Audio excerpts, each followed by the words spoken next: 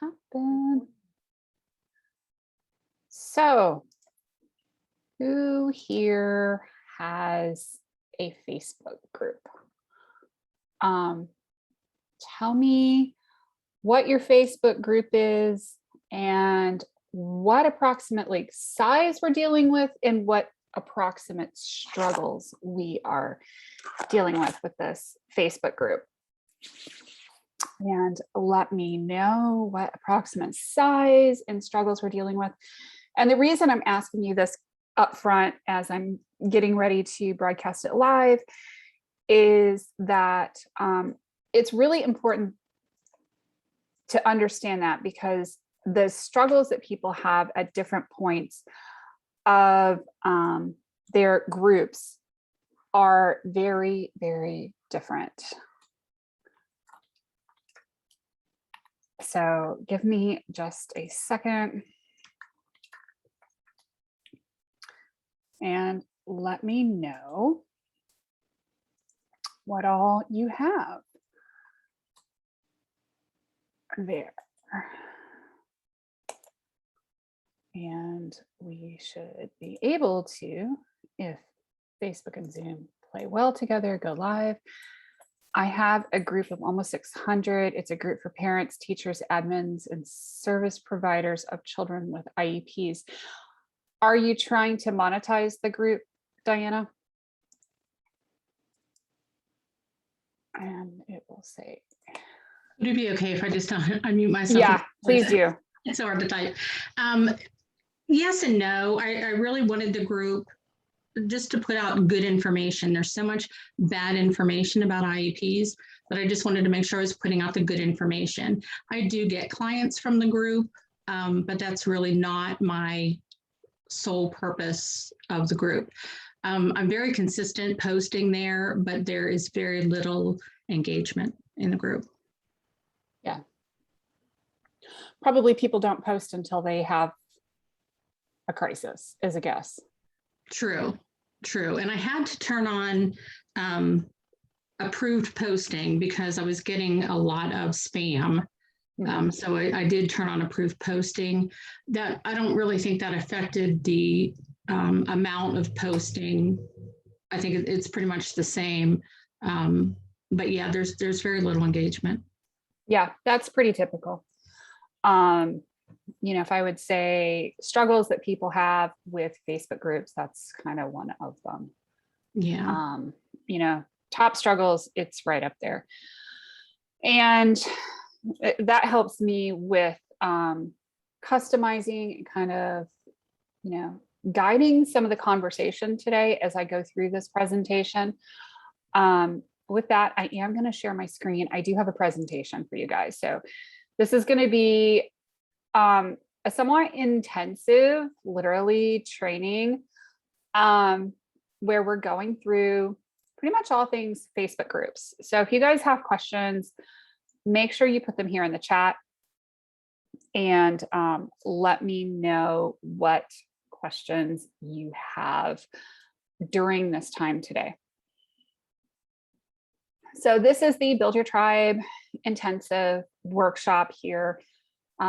It will go around 2 to 2.5 hours as a guess, depending on how many questions we have. I've allocated a little bit more time just to make sure that we're answering all of your questions at the end.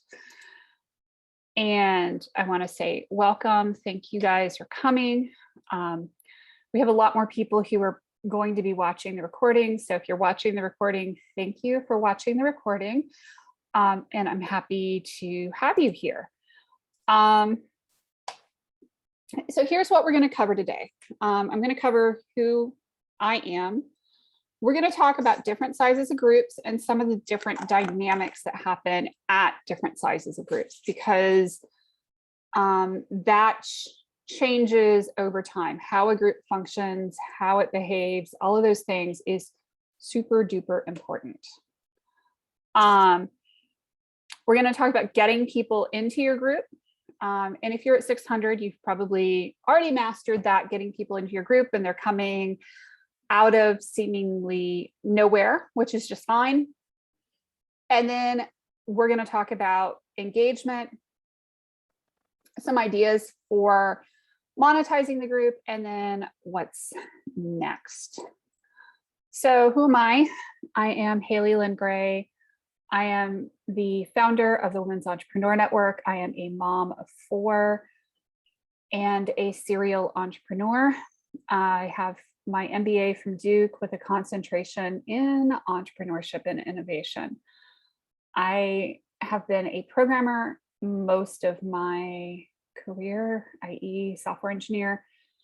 And I got my MBA in 2013 and left corporate at that time, starting a couple of businesses and doing a bunch of really kind of cool things. I started this group in 2015, and I've learned a lot, not just about the marketing, but a lot of the business stuff.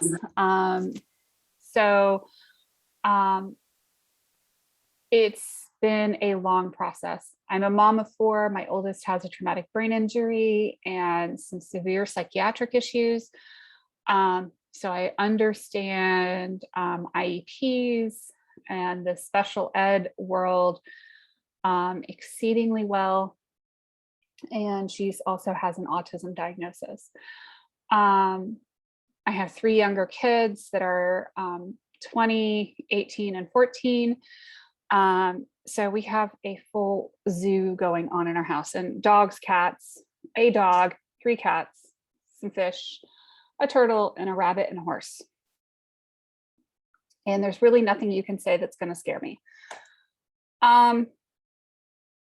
Why do we build a group? For community, for fun. I started a group for my son's high school because I could, because there was no other way for parents to effectively chatter back and forth and to hold space. It can also be a great holding area. It's a great way to build your funnel and organically bring people into your business. One of the things that I learned with the Women's Entrepreneur Network is that it allowed me to build my reputation without having to kind of chase people down, do weird things to get sales. The sales just kind of happen at this point. I don't have to chase people. I have no desire to chase people. If you're interested, you're interested. If you're not, you're not. And if people really dislike me, they're welcome to leave the group. You know, it is a valuable part of the funnel. You get in front of people a lot of different ways. You can get in front of them in the group. Obviously, you can do similar things with clubs on Clubhouse now. You can do similar things with groups on LinkedIn. You can get in front of people 20 different ways. And that surround sound is really effective to showing up everywhere all the time and staying top of mind for people when they need the next Woozy What's It. And they get to know, like, and trust you. And people buy you well before they buy whatever it is that you're selling. That's kind of one of the interesting things. I did an interview with Bob Berg this week, and he used one of my favorite quotes, which is, all things being equal, people buy from those they know, like, and trust. Why would you build a group? Because you're building that know, like, and trust factor with people. Now, you can always join other people's groups and build that know, like, and trust factor there. But sometimes that interest group doesn't exist. When I started Women's Entrepreneur Network, there weren't a lot of women's entrepreneur groups. So it filled a niche. Diana, with your group, with parents, teachers, admins, and service providers of children with IEPs, is a very underserved market. And dealing with IEPs can vary drastically between different school districts and different schools, from one school to the next. And that hyper local focus and that understanding what the federal laws are, what the state laws are, what the local laws are, and even what the normal customs are in each and every single school will help you be able to advise students, because you're going to know where the weakest links are and who the pains in the butts are and who wants to do their job and who doesn't. And you can follow those people around the school district if you have to.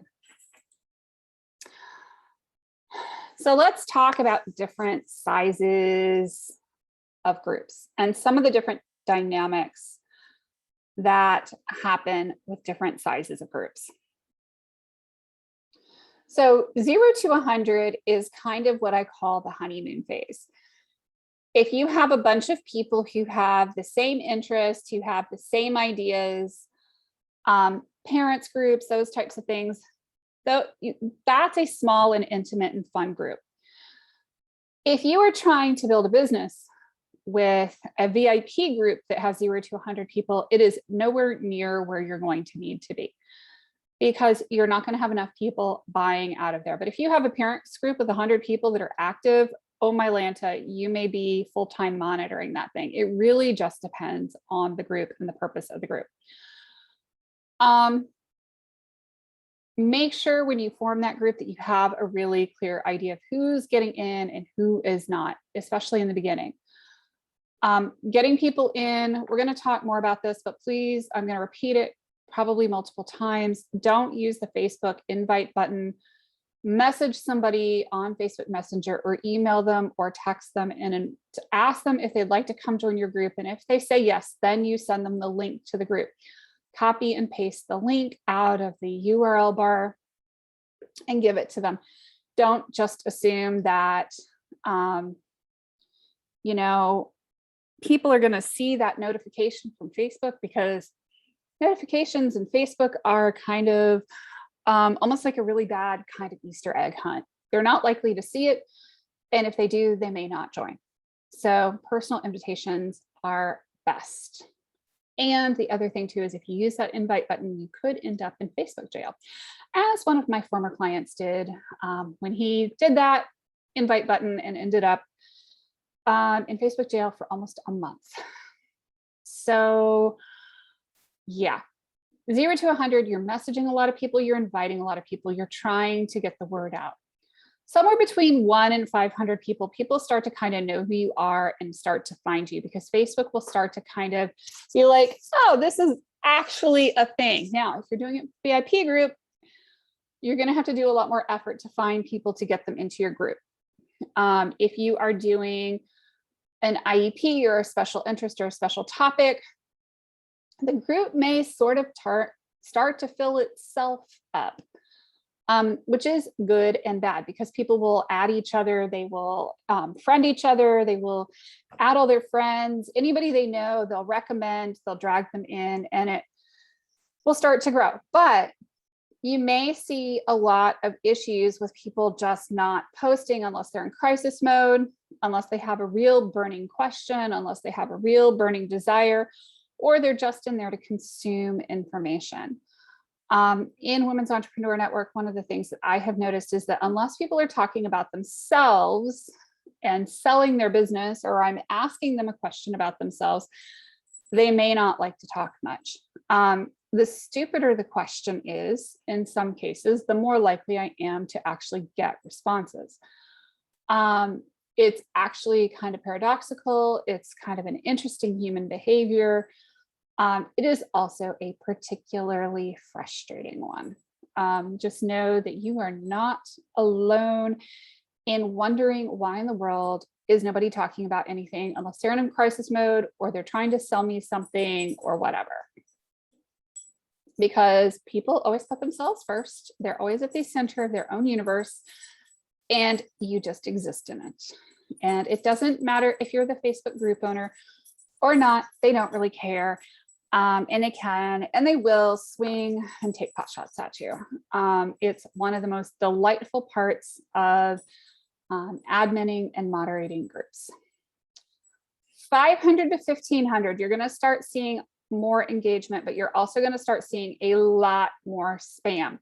You're going to find random people who have joined the group, and I see Diana nodding, and you're going to find these bots that find the group and literally spam. And there's also these groups out there that are telling people, join these groups and make these posts and whatever. Y'all don't do that yourself. joining a gajillion groups that have no relevance on what you're doing and spamming the groups is probably not going to be a crowd pleaser, and it's probably not going to yield any kind of additional sales for you. And in fact, it may get your Facebook account shut. Because what happens is you find these groups that are a little bit bigger. You get a lot of this spam and you get a lot of this stuff going on, and you're going to have to deal with it. You're probably going to have to turn on post moderation at that point.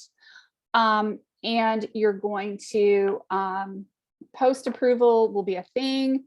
People approval will probably also be a thing. We had somebody who joined our parents group for our school when we had about 50 members, and he started adding people left, right, and center. We had to turn on full approval and deny most of those. We had to make sure that people were actually answering all the questions and that we knew who every single person was and that they were actually a parent of a student at the school. It was really kind of weird. So just be aware that spam is a thing. You may have to mute people. You're going to start to see a lot more of that behavior somewhere between 500 and 1,500 members. It will grow itself. It will go from you're adding people, you're trying to add people, you're trying to get to, get to a larger group perhaps, but just be aware that bigger is not always better. Bigger can just be bigger headaches. So just be aware that the dynamic does start to shift. People start posting more. Sometimes it's harder to keep them on topic the bigger the group gets.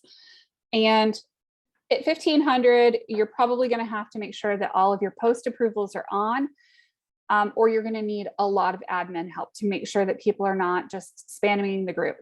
You're also going to have to watch for people randomly spamming threads a lot more.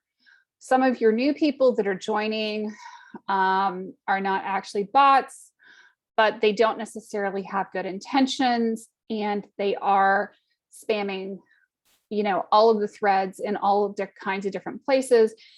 And one thing that they will do from time to time is that they will go in and they will respond to every single thread in a group that they can get as far as they can get, hoping that you as the admin will not use the delete and remove them from the group button and delete all of their content from the last 7 days. Let me just say that is one of my favorite features with dealing with these kinds of spammers. And y'all, I am not trying to talk you out of having a Facebook group. I'm just trying to be really blunt and really real and raw about what it is like dealing with the dynamics of people sometimes. Asking the 3 questions when somebody joins the group is super important. You want to make sure that you're asking for email addresses so you can put them on your email list. I use a thing called Group Convert, which allows me to grab their email addresses, but it's only on desktop. And if they answer and give me an email address, then they get put onto the email list. If they don't give me an email address, they don't get put on the email list, obviously, because there's no email address there to do it with. It does need to look like a real profile. You do need to know who and what you're letting into the group. The bigger the group is, the more the headaches, the more people are going to try to spam the group. Just be aware. You're probably going to need volunteer admins at that point. You're going to need a plan for what happens on what days and how in the group, and what your rules are and what you're going to enforce and what you're not going to enforce and how you're going to do it. Every group has its own dynamics, its own rules, its own personality, its own flavors. So there's no right or wrong, but you really want to be consistent with whatever it is that you're doing and consistent with your messaging. Okay, so let's talk about getting people into your group. First of all, you need to know who all you want in your Facebook group. You also need to know exactly who you do not want in your Facebook group.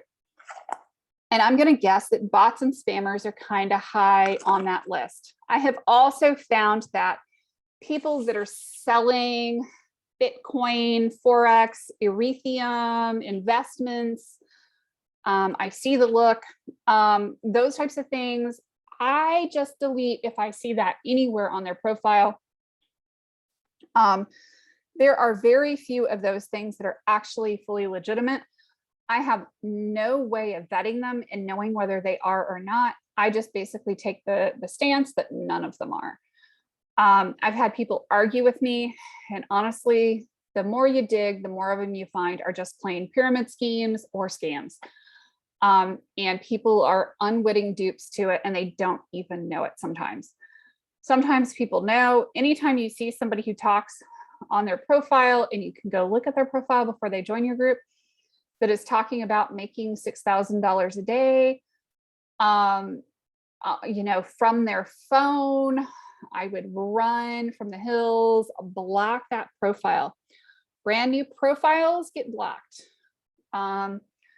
Anything that was just formed in the last 3 hours is a favorite blocker of mine.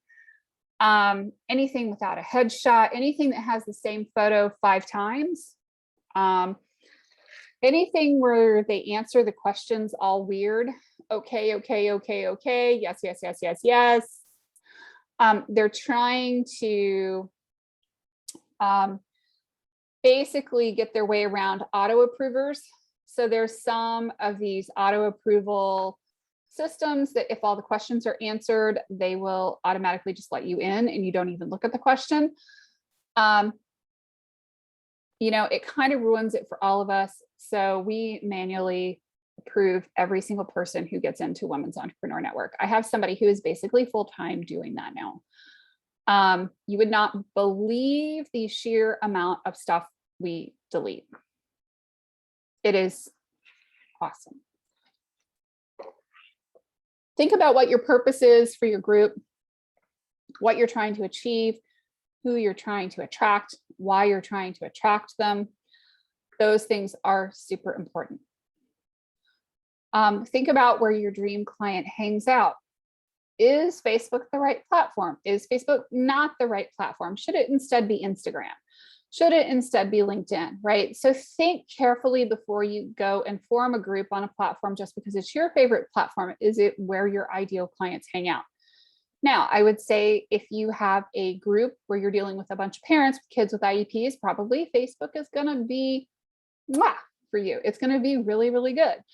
For me, Facebook is really good for entrepreneurs. There are a lot of entrepreneurs on Facebook because Facebook is just a little bit less stuffy and rigid than LinkedIn, but most of us are also on LinkedIn. So think about it carefully when you start thinking about getting people in. Think about who you want in and be mindful of who you're allowing in the group. Quantity is not always your friend. Quality over quantity any day of the week, especially the first 100 to 300 people. You want to make sure that you are super targeted with, because Facebook will start recommending your group to other people like the ones in your group. So I'll just give you a hint. If you have garbage in, you're going to get garbage out. And it's just one of those awesome kinds of things that we deal with Facebook. They're trying to help, right? Unfortunately, it doesn't always help. So let's think about who you know. This is important. If you're trying to build a group, you're going to want to invite people. Don't use the invite button. That may land you in Facebook jail. It also means people don't see your invitations. Look through your connections on LinkedIn, Facebook, Twitter, Instagram. Invite people manually, like text them. Like seriously, you're going to message them. And I've had people go, oh my gosh, Haley, but that's so much work. And yes, it is. If you only knew what I do to get people into every single workshop, into every single summit, into every single thing, you would understand that I do a lot of that. Examine people you might know. What networking groups are you in person? Church groups, alumni groups, local networking groups, online, offline, in person. Who do you connect to? Are you in a sorority? Are you in a professional organizations, Lions Club, Rotary? Who do you know at your local schools? What does your Rolodex look like? Who might make a good invite? Those are really great people to invite to your group, right? You want to go through your entire address book and Rolodex and start thinking about who would be a good fit. Now, Women's Entrepreneur Network, I'm not going to go invite every man I know who's an engineer and invite them to my Women's Entrepreneur Network. I'm probably not even going to invite them to like my LinkedIn page. You want to be selective about who you're inviting, and then target 300 to 500 of those top line first order invites to start with, and send them a personalized invitation. Yes, you're going to have to invite 3 to 5 times as many people as you're actually going to end up with. Just be prepared for that. So if you're building a group and you're trying to really get people in there, it's going to take a lot.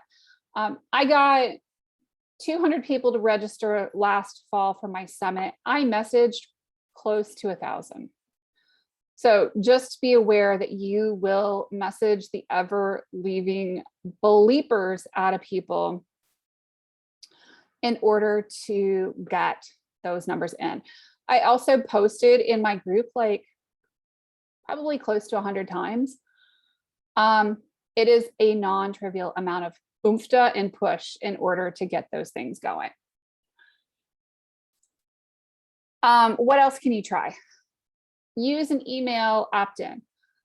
And then on the thank you page, invite people to your group.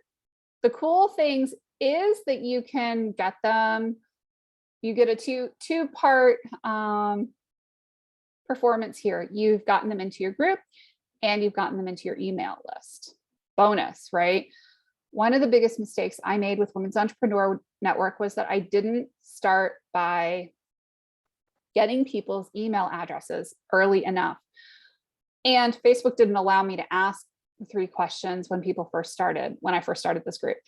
That came along about a year and a half later. But if I could say the $1 million mistake I made, I would say it is in the lack of emailing. Do online challenges like this one, workshops, give value, and they will absolutely come. This absolutely works great if you have a bigger group that you're trying to segment and you're trying to get people into smaller offers. It works well if you're trying to get people into your main group. The biggest challenge here is in the marketing. Most of your work for doing a challenge, for doing a workshop is going to go into the marketing. 99% of it is in the marketing and in the follow-up. Go be a guest on podcasts that are a good fit for your audience, and invite everybody to your challenge, to your thing, right? To your group. Start a YouTube channel, invite people to your group. Cross promote on different platforms. A lot of times we forget the internet is a big, wild, wonderful, woolly place, especially when we're on our phones and we're on apps.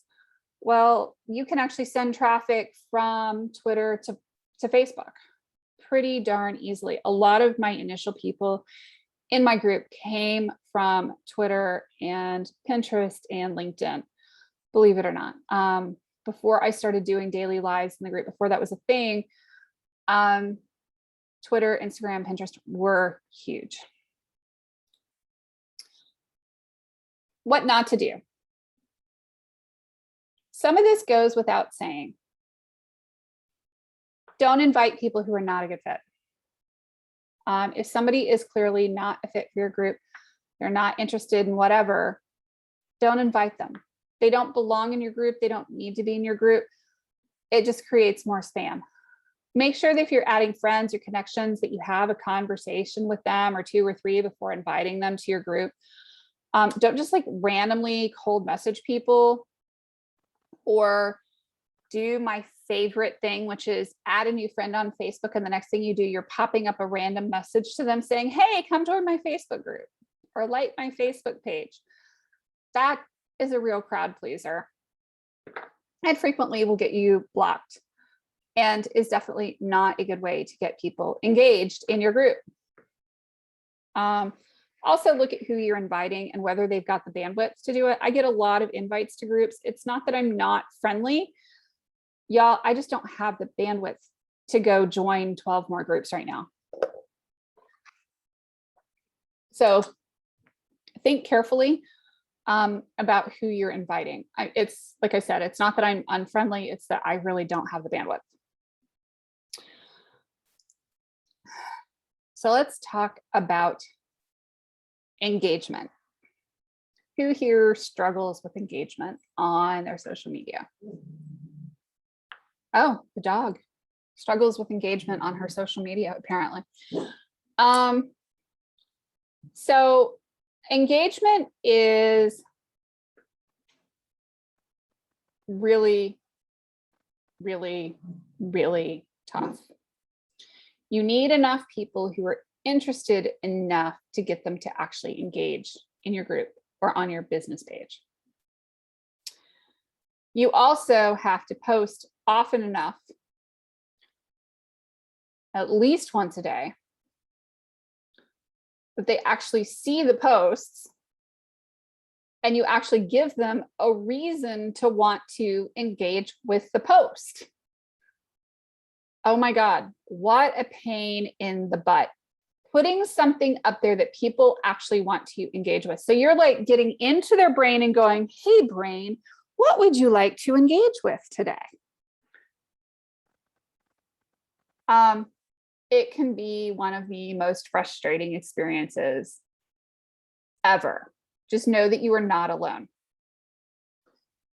So what do people react to?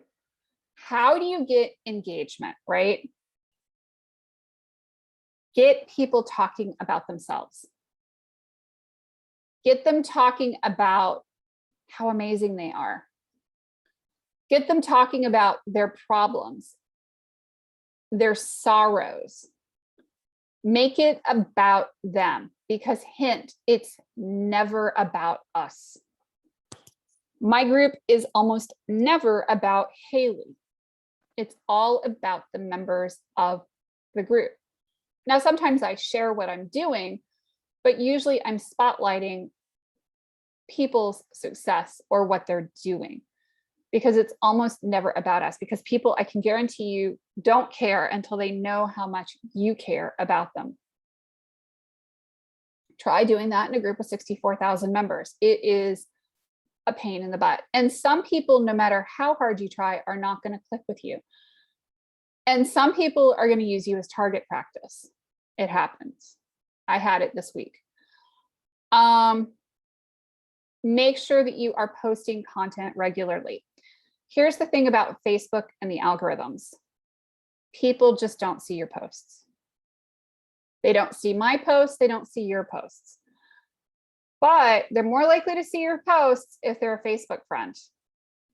So a lot of people try to restrict their personal profile so that nobody can see their personal profile. They just see their group or their business page.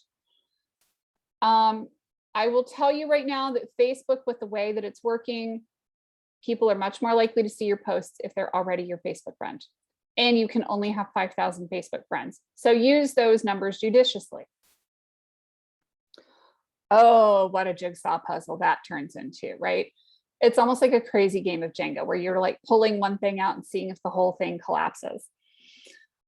So your posts have to show up regularly enough. They have to be interestingly enough. They have to solicit and elicit a response. Your goal is to get people to respond. When I first started my group, I really struggled with engagement. It was dead as a doornail. People would come in, they would consume content, and this is at like 700, 800, 900 members. They would consume, they would slurp up all the wonderful content, and they would leave very quietly. They would sit there and scroll very quietly. And it was really frustrating because I would have people who would sign up to workshops. I would have people who would sign up to webinars, and they didn't You know, they didn't engage. They didn't do anything. They were like ghosts in the night. So finally, I'm like, okay, I've got to get a reaction out of people somehow. And running screaming naked across the screen was not an option, although I considered it. So I'm like, okay, let me try it. Toilet paper over or under. And I get whoop, I get all these responses. And I'm like, really? You've got to be kidding me. So I'm like, okay, what's your favorite flavor of ice cream? 114 responses later, I got to hear about everybody's favorite flavor of ice cream. So, what's your biggest struggle in your business? Crickets. Great. So, everybody, what's your Facebook page? Boom, 700 responses. You know, and I'm sitting here going, there's only 500 people in here and there's 700 responses. What the hell just happened? Okay. I learned pretty quickly that people will talk about themselves. They'll talk about their lives, they'll talk about their businesses, they'll talk about their problems. But if you try to go too deep, too fast, they're going to run for the hills. And thank you for the reaction. I appreciate it. Frustrating as all get out.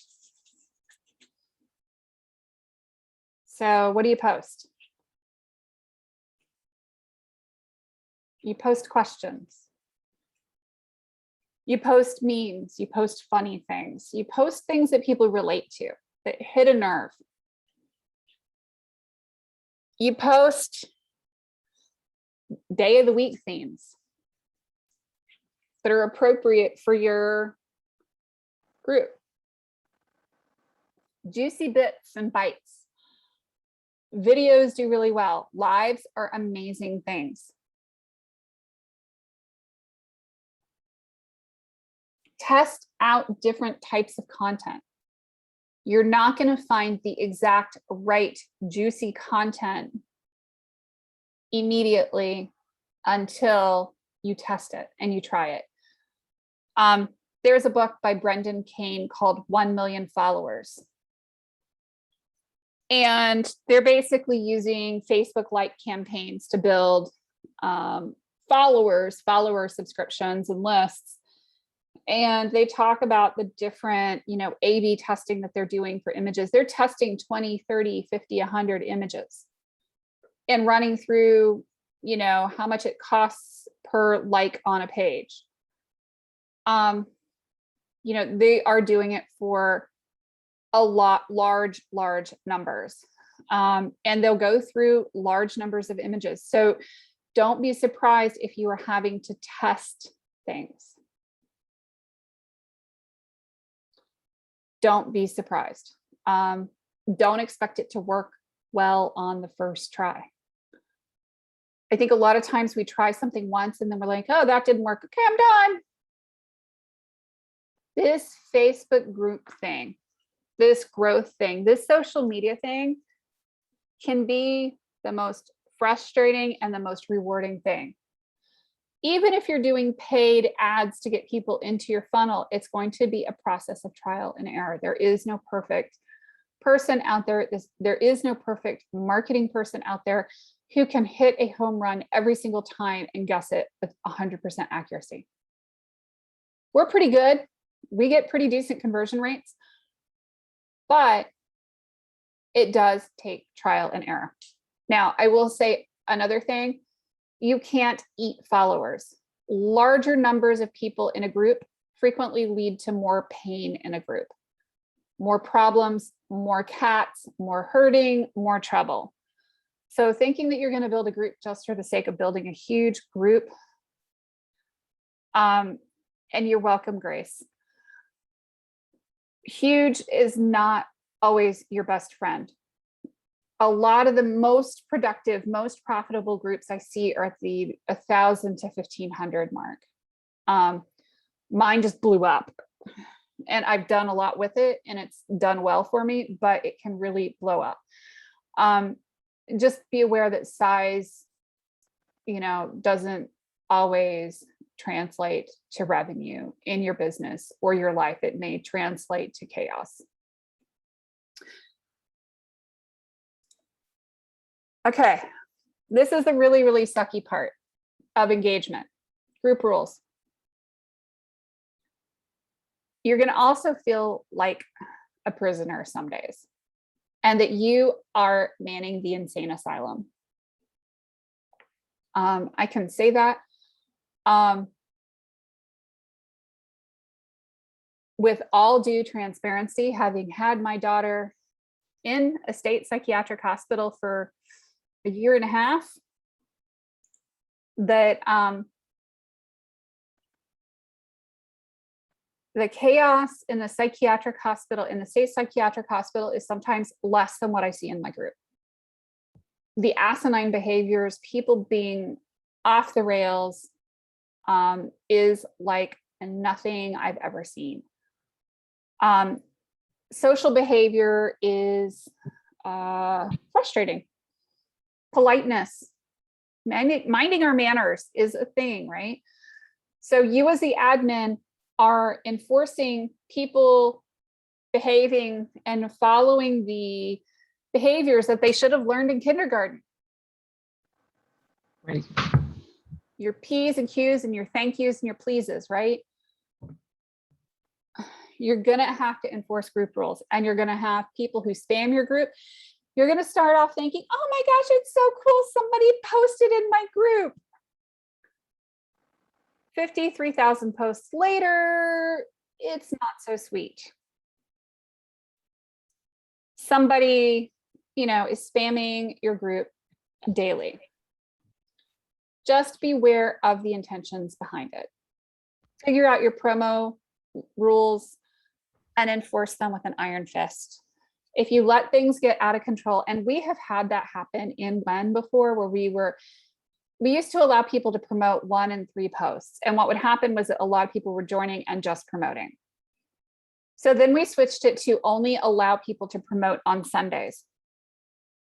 And what would happen is that it would be kind of buzzing most of the week, but then Sunday we would get 1,000 or 1,200 posts, and most of the regulars would just disappear because we would just get this whole like deluge of like spam lump into the group. So we cut out the promo posts unless it's somebody who is pre-approved with an admin for a particular reason. Or it's part of a marketing campaign that we're helping somebody do a singular launch. I mean, it has to be very narrow and very specific, or it's something that we are promoting as part of Women's Entrepreneur Network.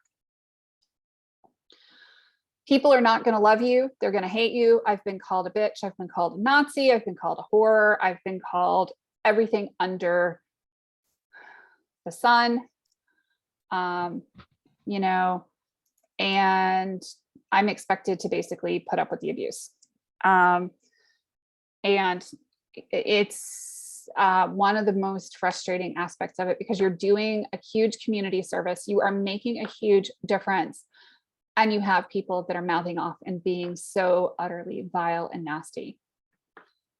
Stick to your guns. Know that it happens, and it happens to everybody. Message me if it does. I'm happy to talk you out of the trees. I had it happen this week on one of the threads that I posted that was literally supposed to have just been inspirational, and people went off the deep end. And I ended up just deleting the thread because it was ridiculous. So you're going to have your group rules. This actually will conversely help with the engagement in the group. Believe it or not, the more you tell people what the rules are, the more you enforce the rules, the more you set up a structure, the better people will be with the group.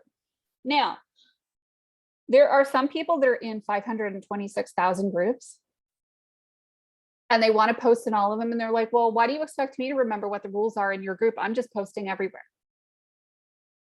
They may not be your best group members, right? those are probably people that you actually don't even want in your group in the first place, because they're never going to stop. They're never going to participate. They're never going to engage. It's going to be a little bit different for you, Diana, because people that join your group are probably not in 5,000 different IEP groups. Business groups tend to be a lot more spammy just by their nature. People just want to spam their stuff into the groups. It's a really interesting phenomenon. You know, it's just like going to a networking meeting and having that person who walks around the room wanting to hand everybody their business card. And you know what happens as soon as everybody leaves that meeting with those business cards in hand, is they get put into the recycling bin. So just be aware. I've never seen that turn into clients, and believe me, I've tried it because I used to really suck at networking. So let's talk about engagement, ideas, ways to get engagement, more engagement, challenges. 5-day challenges are beautiful. Don't try to do super long challenges in a group. I've done a 30-day challenge twice. Dear Lord, I wanted to poke my eyes out with a sharp stick by the time I was done. I did it the first time and I'm like, why the hell did I do it to myself? And then I did it to myself again, just to prove that I was just as painful as I thought it was the first time. I was really proud of myself. 5 days is generally a limit, maybe 6 or 7. Don't go over that. You'll want to poke your eye out with a sharp stick. Workshops, I'm finding, are amazing. A 1 to 2 hour workshop, you can deliver a ton of amazing content. You can really connect with people. You can really, see things light up in their eyes. You can deliver amazing content that they can like take a few really amazing nuggets away from. Like, I'm hoping you guys are taking away from this training. And that you're like, oh, I can go implement that right now. Workshops are amazing. They also don't require a ton of planning. Oh, you don't have an Entreport or an email system or whatever, use Eventbrite to get people to sign up. There, I said it, Tish. You can use that for free workshops. The thing is that it's not going to automatically engage into your email system, and it's not on your website. So there are some limitations with the data and the information you get out of doing it on Eventbrite, but never allow that to stop you. Just because you don't have like fancy software, don't let that be a reason that you don't do a workshop. Find a way. A lot of times people are like, well, I don't have my website up and I don't have this and I don't have that. And I'm like, dude, okay, let's get really real here. You can do a workshop and use Zoom and people can sign up on Zoom. You can do a workshop and have people sign up using Eventbrite for free. Now, if you use Eventbrite and it's a paid workshop, then they're going to take a chunk of money out of your hide. Just be expecting that. And if you're good with that, then it's all good, right? But that's part of the cost of doing business. If you're doing a coaching program and you don't have this fancy payment page, you can send somebody a PayPal invoice or a Square invoice or a Stripe invoice for free, or Wave apps. There's lots of ways to take people's money that don't involve building like wild and crazy things, at least in the beginning of a business. Workshops always have something that you're selling off the back end of it. You can offer people free business listings that you can put on your website, or you can put at the top of the group, or you can do paid business listings, right? To cover your costs. Lives and interviews, featuring other people in the group. Don't like doing lives by yourself? Well, get somebody else on camera with you, or a dozen other people on camera with you. Love it. Group events. We do a monthly group networking event. the first Thursday of every month. We've been doing it this year. We typically get 20 to 50 people actually show up at the event. Is that huge? No, because most people aren't paying attention. But you know what? People are actually connecting and making money and doing things out of that. The when talks, the workshops we're doing, those are all parts of the group. Webinars, themed posts, right? You can have a day of the week theme, party of the week, day of the week. What's the difference to me between workshops and webinars? You know, webinars tend to be more salesy. Workshops tend to actually be, sometimes workshops are actually paid, and they're really intended to deliver content. I really personally do workshops. I don't do webinars in the sense of doing like a, hey, here's like 3 nuggets of information, and now I'm trying to sell you into my $10,000 program. And I will tell you, the only $10,000 program I have involves me like ripping apart all of your marketing in your business and putting it back together again. I generally don't have those types of programs available even by design. Have day of the week themes, do parties in your group. First day of the year, last day of the year. Oh my gosh, I ditched all the kids last week. It was amazing. I'm throwing a party for myself because I'm an empty nester now. You can do all kinds of things, contests.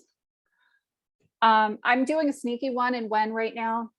I posted something that basically said, there will be a prize with this. I did give away that much. And I said, you know, if you had $100, what would you do with it?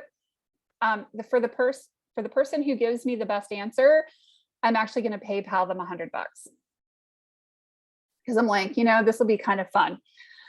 But I'm waiting to see what answers I get on that. I got some really dippy answers so far, so I'm kind of curious. Do some contests. And then when all else fails, call in reinforcements. Sometimes you have to train people to answer the damn questions or engage on the posts. Asking a buddy for help on a post, hey, can you comment on this thing? It's a beautiful thing. Sometimes your friends, your business besties are going to be the people who help you the most. Now, sometimes your friends and family are not the best supporters. I know mine have not been. My children are not at all impressed by what I do. And in fact, one of my personal favorite hilarious stories, my younger daughter had an internship this summer managing social media for our church. But I couldn't pay her to do social media or marketing or anything for me because she's not impressed by what I do. So just be aware that your family and your friends are probably not going to support you. Oh, and my son is studying computer science and he refuses to touch a website or an automation or a Zapier integration with a 10-foot pole because that's not real coding. Hey, this is just my life, Grace. This is life at 95 miles an hour. So just know that your family and your friends are maybe not going to be your best supporters. My kids are only interested in my business insofar as it's going to buy them more Bojangles or a new car. Okay. My husband tolerates it. That's about it.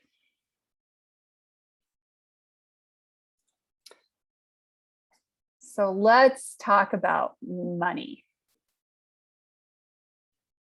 Who wants to make some money here? Like turn your group into like a cash machine, right? I like that idea. So there are lots of ways that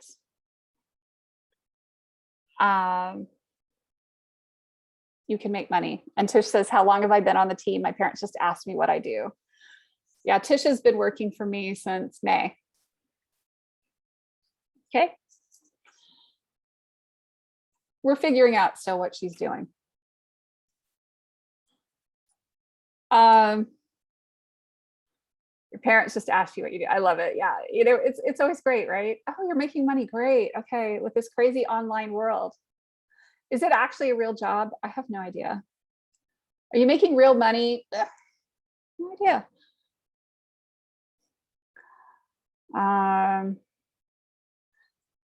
So things you can do. You can sell your stuff. Courses, coaching, physical products, all the things, right? Make sure if you're actually like building a group as part of your business that you have something to sell people and that you make it easy for them to give you money.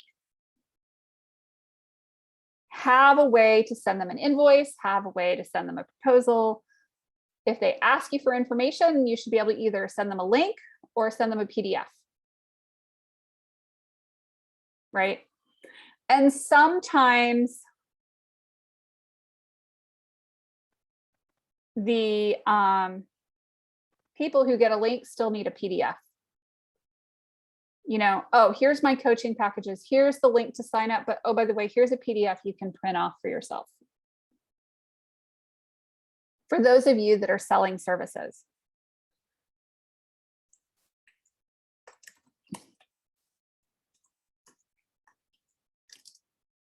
You can do affiliate programs. A lot of people are like, well, who do I affiliate with? Well, what products and services do you like? Do you like, for me, I like SiteGround. We do a lot of websites. We break a lot of websites. We fix a lot of really broken websites. A lot of my business is this world halfway between the marketing coaching, the do-it-yourself stuff, and the we do it for you. So when somebody needs services done, a lot of times we have software to recommend, right? If somebody wants to know which CRM to use, I have 2 or 3 that I'm an affiliate for that I actually like. I don't just recommend stuff for the sake of recommending it. And then I see, you know, bits of income that come in. Is it huge? No, but it's a few $100 a month. I'm not pushing on it extensively, but it could be more of my income if I chose for it to be. You can sign up to be an Amazon affiliate. Okay, so you have a group of parents of kids with special needs. You know, everybody keeps recommending this weighted blanket over and over and over again for kids with sensory issues. I'm just giving you a random ass example. You can ask them, you know, sign up on Amazon as an affiliate for that particular blanket. Or I have this fairy card, oracle card deck. Okay. I am partially a little bit on the woo side, a lot really hardcore on the engineering and MBA side, right? So I have an Amazon affiliate link I could drop for that. Yeah, you're an Amazon affiliate and it's nice. And every now and then you see a trickle of income, right? And you can do your videos. And if you're doing lives in your group, you can also upload those to YouTube or edit them and make them clean and then put all the links on your YouTube channel. That becomes another revenue stream. None of these in and of themselves is going to be huge. I don't know what you just define as huge, but you know, if you're adding a little bit here and a little bit there, suddenly that's really, really real money. You go from a few $100s to thousands to tens of thousands a month. You could sell a membership program with a higher level of service. You can do sponsorships. So sometimes you're going to have people who want to advertise to your group. You can put together a press package and sell people sponsorships for being able to promoting the group and you promoting them. You can do influencer work. Oh, I've got a group of 600 people that are your exact target audience if you would like to market to them.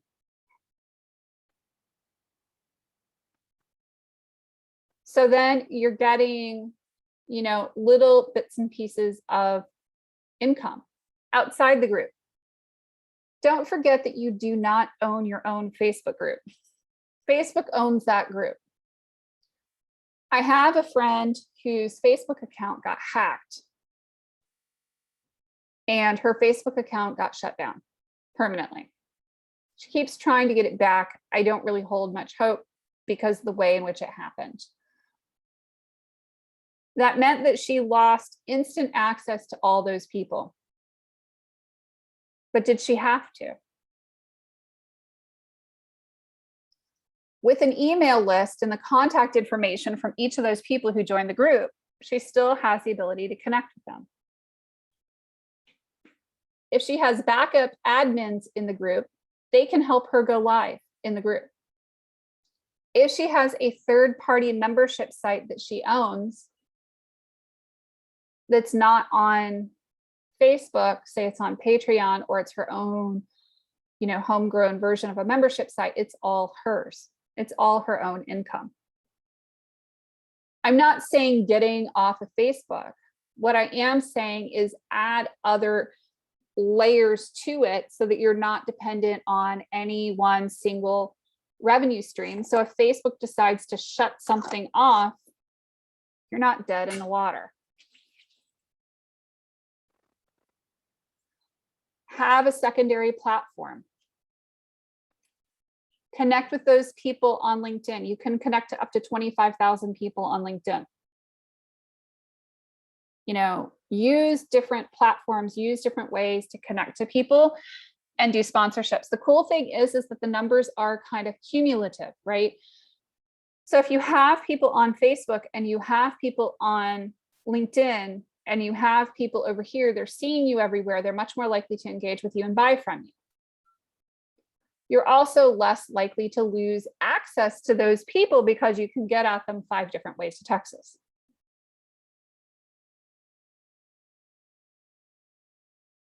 And every time you promote, you're promoting on all your platforms. So they're seeing it in quadruplicate, quintuplicate, whatever.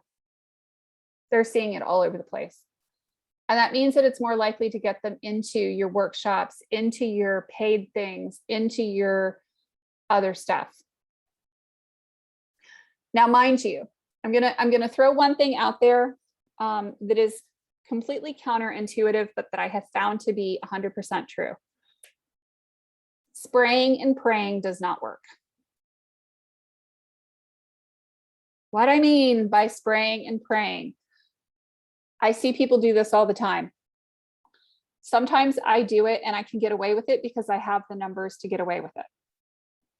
Just posting on Facebook and LinkedIn and Instagram and Twitter and blowing up posts everywhere is not sufficient.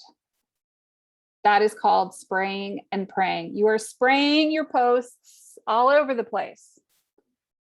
Now, people may see your posts and they may eventually sign up. So if I have speakers for a summit and they are sharing posts and they're all over the place, well, then I may get a few signups. If I actually want people to flipping sign up to my workshop, I send them a message, I text them, I email them. And I'm not just talking about a bulk email from my email list. I send them smoke signals, I meet them for coffee. But Haley, that's a lot of work. Why, yes, it is a lot of work, but it actually works. It gets results every single time.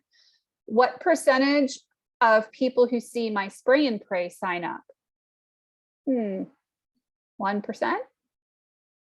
What percentage of people that I take a few minutes to do a blitz and go out and message people actually show up? Okay, probably 20 to 30%. You see the difference? And the more you build that Rolodex, the more you build those numbers, the more you keep inviting people back, the more people you're going to have on every single one of your workshops, which is going to get you to more clients.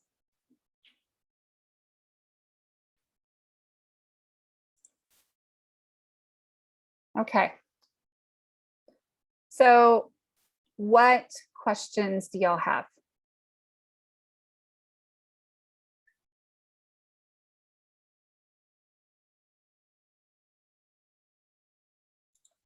What Facebook group nonsense kind of questions do y'all have?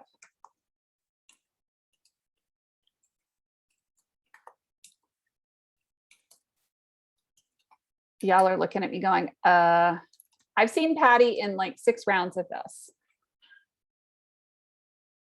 So what's next? So in my world, one of the things we do is we have a mastermind. Because a lot of times all of this stuff is a lot of stuff. It's a lot of stuff. It's a lot of work. It just is. What I'm seeing from my clients, the gut results are the ones that are frequently in the masterminds. It's not expensive. It's $150 a month, y'all. It's a weekly meeting. We have 3 sections a week that you can choose from. It's about connecting, getting your questions answered, getting more information, going more in depth. Because it's a lot of work. Growing groups are, growing groups is quite the process. Grace, I had some questions about some things you were saying in the beginning, but I wasn't sitting at my desk to make note. I had to make some adjustments. I'm so sorry. I appreciate the fact that you're here. The name of the game with all of this is consistency. Whether you're, first beginning with a group or not, in sales, in marketing, the income in your business is almost predictable by the number of people you're talking to. If you're able to talk to more people through workshops, through a Facebook group, that kind of way, you're able to blow up your income more. It's almost a mathematical equation. More people equals more income, provided that you have something to sell. Good question. I see people make their group public for a period in the beginning. What do you think about doing that? It's okay. One reason that I'm not a huge fan of doing that is that once you make the group private, you can never go back public. And you're setting certain standards of behavior in the beginning with the group if it's public, and people being able to see content, but not necessarily being able to comment on that content. So you're kind of training people as you're going, but they're not necessarily getting trained the way you want them to be trained, and you're not getting the exact behaviors. Now, can it be good from a PR perspective? Yes. If you're doing a massive launch, it could work well with a pop-up group. But the thing is like with a private group, people can't see the content in the group unless they're in the group. They also can't share content out of the group. So you can make it a little bit more exclusive. You can put things up on your Facebook business page that are more public facing. You could even put similar content there, but if people want to engage with you at a particular level, you force them into the group.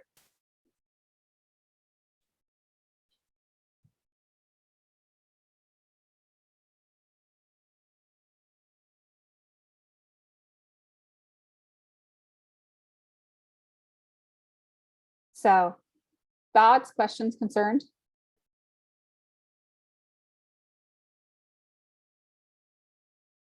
Cool. I'm going to give you guys just another minute to ask questions. I've been trying to keep on topic and keep things growing.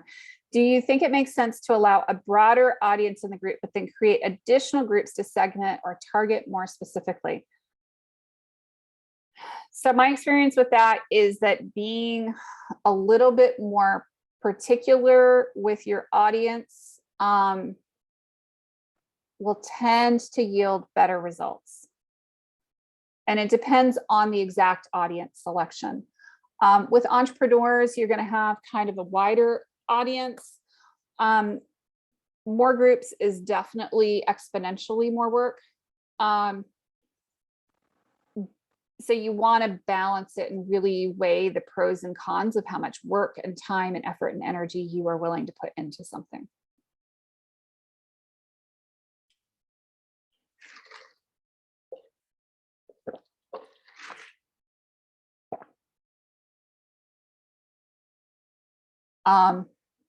You know, think carefully for every single website you start. Think carefully about every single Twitter account, Facebook page, Facebook group. It's almost, you know, it is exactly a multiplicative effort. Also think about what people are going to remember about you if you have more groups and more segments and more targets. The more broad it is, the harder it is to market to people. It's not that you wouldn't help somebody maybe slightly outside of the targeting of your audience that you're marketing to. I work with a lot of male clients, believe it or not, but I don't necessarily advertise specifically for male clients, but probably close to 50% of my clients are men. Haley, I have a question. When would you let go of a group? If it's frustrating, it's not fun, it's not making you any money. Okay. My mentor is trying to get me to let go of my group. And I mean, like I said, I do get clients from it, but I think most of my clients are referrals from elsewhere. Mm-hmm. And it's not too much work for me because I get maybe 10 people join a week, probably not that many. So it's not a lot of work to admin, and it's not fun for me, but I don't know whether it's doing anything for them. So I don't know whether I'm going to let it go or not. Yeah. You know, if it's doing something for the parents and it's providing a value for the parents, it may be valuable for you in the sense that it provides validation and it provides more proof of that you are who you say you are. Sometimes a social media presence, a la Brendan Kane's 1 million followers, you know, one of the things I said earlier is you can't eat followers. You truly cannot, you know, serve them up on a platter and eat them for dinner. Followers don't always turn into revenue directly. However, one of the things that I have found is that I actually do get referrals locally because of my group, which in and of itself probably makes it worth it, even if I weren't doing anything else. And people locally cyber stalk me in my group before they hire me. So, you know, that's one of those where I think that the answer is probably a bit more gray and nuanced than not. Sometimes once we start one of these things, you know, it can take a while for it to really take off. And if you were to actually shut it down, you may see that you actually eventually see a dip in your business, and you're probably not going to actually be able to correlate the numbers. I'm a big numbers and data analytics person, but you know, sometimes you can't always tell where people are coming from.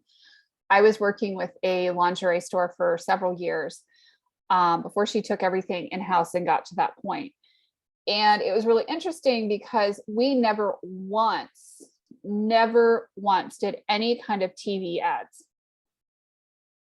And she always asked people when they came into her store where they found her. And it was always, I found you on the internet or whatever. And then she got some people that are like, yeah, I saw you on TV.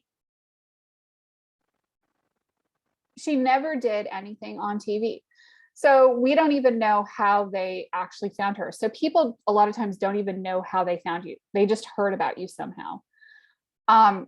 And one of the things too is that in your world, things can be a long, slow burn before people will actually act on them. You know, their kid has had a problem for the last 4 years and they're still trying to get an answer. And they're still trying to get an IEP and the school isn't being responsive enough. And it can take a long time before parents get to that breaking point and to that point where they're going to be willing to pay to actually have a professional help them advocate through the process. You know, so it can be one of those things of, oh, I'm going to need that. Nope. Yep. Nope. Yep. Nope. For years before they actually pull the trigger. And most people wait too long. I know I have. Cool. What other questions can I answer for y'all? Oh, Jojo. We adopted a dog 2 weeks ago, and she's, I think, hearing people walking or cats or something. I don't know what she's hearing. She's very barky.